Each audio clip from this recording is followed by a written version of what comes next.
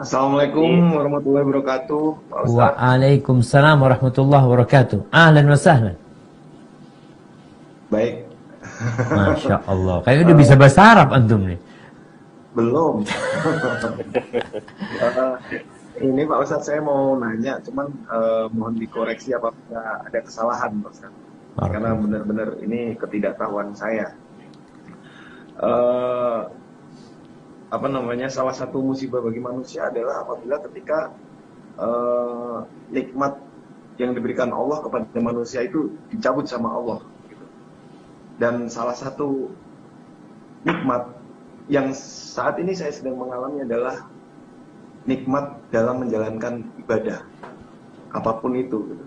Termasuk sholat, termasuk hadir di acara taklim seperti ini, itu saya merasakan seperti nikmat untuk menjalankan ibadah itu dicabut gitu. Jadi kayak ibaratnya sholat ya sekedar menjalankan, menggugurkan satu kewajiban gitu, yang kayak eh, kita nggak bisa merasakan bagaimana nikmatnya seorang hamba bertemu dengan Allah seperti itu gitu. Yang sekedar misalnya sholat zuhur 4 rakaat ya kayak orang jumpalitan selesai kemudian kelar gitu. Terus kemudian apabila ada di acara taklim seperti ini kayak sekedar absen nama juragan sudah selesai nanti kemudian kelar Setor gitu. muka, setor muka ya. Setor muka. Bagaimana apa yang harus saya lakukan untuk mengembalikan nikmat itu agar dalam beribadah saya benar-benar bisa menemukan kenikmatan yang hakiki bagaimana ketika seorang umat manusia bertemu dengan Allah seperti itu. Nah, subhanallah. Terima kasih.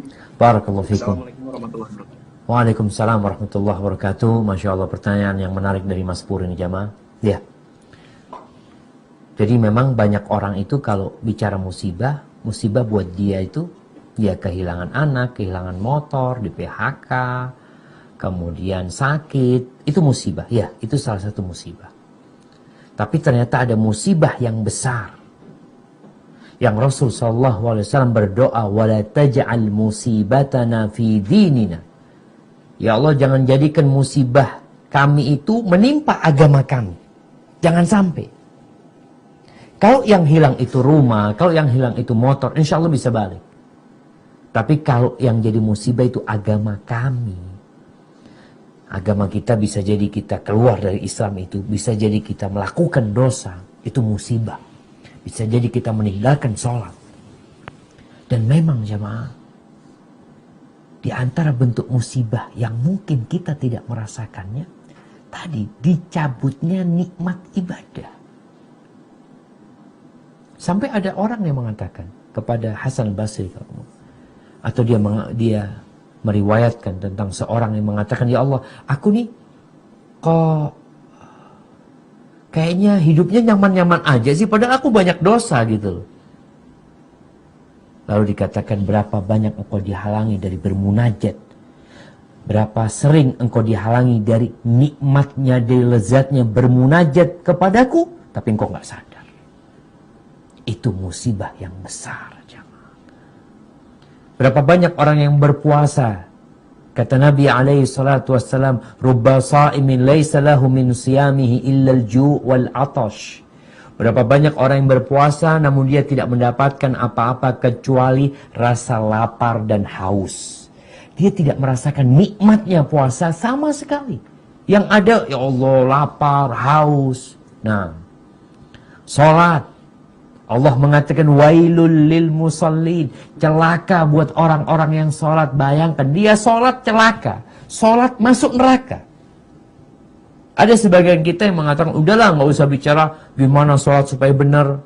Sekarang kita bicarakan orang yang nggak sholat itu tuh yang nggak benar. Iya betul, orang yang nggak sholat nggak benar, perlu kita perbaikin. Tapi orang yang sholat pun perlu diperbaiki, karena ada orang sholat masuk neraka. Wailul lil musallin alladzina hum an salatihim sahun alladzina hum yura'un. Mereka yang ria, mereka yang seenaknya aja sholatnya tanpa mengikuti aturan, ternyata masuk neraka. Apa sih yang menyebabkan kita kehilangan nikmat baca Quran, nikmat berzikir, Kemarin Ramadan Ustaz, alhamdulillah ana bisa hatam. Kok sekarang nggak bisa hatam? Kemarin Ramadan ana bisa sholat terawih 11 rakaat. Ana bisa sholat terawih 21 rakaat, 23 rakaat. Sekarang wala 1 rakaat. Kenapa? Kita perlu bertanya memang. Ini musibah kalau bicara musibah ya. Orang kalau bicara dunia dengan COVID-19 ini, mereka berbicara biasanya penghasilan anak itu 100 juta setahun atau sebulan gitu. Sekarang nggak ada, rugi ada 100 juta. Engkau bicara rugi, padahal memang belum ada keuntungan. Kalau bicara rugi kan hilang duitnya. Ini memang engkau belum bekerja, nggak ada kerjaannya.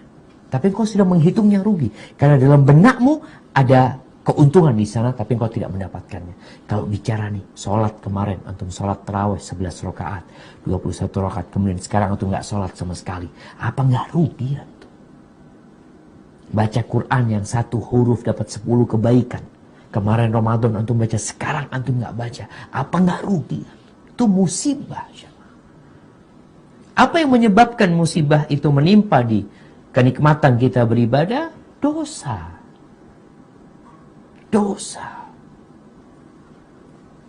Dan salah satunya adalah ambisi dunia. Kadangkala kita nih bicara dosa itu dosa. Enggak, anda enggak berzina, anda enggak ini, iya. Tapi ada dosa di hatimu. Atau suudzon sama Allah SWT. Enggak menerima dengan takdir Allah SWT. Itu juga dosa. Jadi tatkala hamba kehilangan nikmat beribadah, yang harus dia lakukan adalah bertobat, istighfar. Baik dari dosa yang dia ketahui atau yang dia tidak ketahui. Nabi mengajarkan itu. Bagaimana kita Allahumma gfirli ma qaddamtu wa ma akhartu wa ma a'lantu wa ma asrartu wa ma asraftu. Allahumma gfirli khati'ati wa jahli wa amdi. Minta ampun ya Allah dosa-dosa yang aku kerjakan sengaja, yang tidak sengaja, yang aku tidak tahu, yang banyak, yang sedikit, yang terang-terangan, yang sembunyi, semuanya minta ampun. Tuh Nabi ngajarkan kita seperti itu. Jadi tatkala kita merasakan kehilangan nikmat dalam beribadah, ini buat orang yang sudah merasakan ya. Tapi ada orang yang sampai umur 60 tahun tidak merasakan nikmatnya beribadah. Yang ada ibadah itu masih beban buat dia. Belum nikmat. Kayak kajian nih. Karena juragan hadir mau nggak mau hadir juga terpaksa. Ada yang seperti itu. Belum merasakan. Dan kalau engkau ingin merasakan nikmatnya beribadah, maka cintailah Allah dan Rasulnya lebih dari semua yang ada di muka bumi. Cintailah saudaramu karena Allah Subhanahu wa taala. Bencilah kepada kekufuran sebagaimana engkau benci untuk dimasukkan ke dalam api neraka. Insya Allah engkau akan merasakan manisnya beribadah dan kembali itu kelezatan-kelezatan yang mungkin hilang darimu. Hadza wallahu a'lam bishawab. Nah.